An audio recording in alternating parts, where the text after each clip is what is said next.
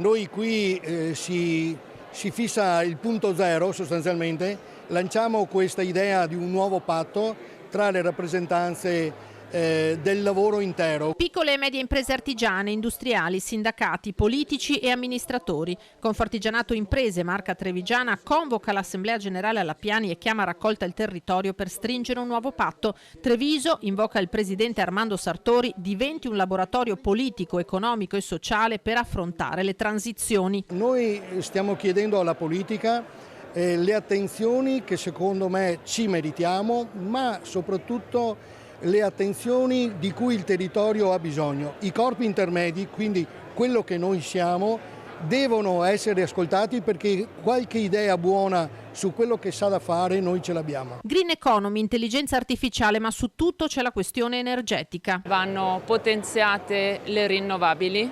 Molte sono le concessioni ferme nei comuni e nelle regioni, quindi vanno sbloccate. Però bisogna iniziare a pensare concretamente al nucleare di ultima generazione. Deve essere una decisione presa con la consapevolezza che questo Paese rischia veramente di essere di serie B se non vengono prese oggi delle decisioni importanti per il futuro. Noi crediamo che sia oggi assolutamente necessario implementare la ricerca sul nucleare. Oggi si sta parlando e sentiamo dei mini reattori di ultima generazione, le tempistiche che anche il Ministro dell'Ambiente ha annunciato qualche tempo fa pare possono essere addirittura di 4-5 anni per poter essere utilizzate nel nostro Paese e oggi io dico, se sono sicure queste fonti, questi nuovi modi di fare energia, perché oggi non sfruttarle, perché non metterle in campo? Il nucleare pone il tema dei siti, prematuro parlarne secondo il Ministro dell'Ambiente e della Sicurezza Energetica Gilberto Pichetto Frattin, ma di Marghera si continua a discutere.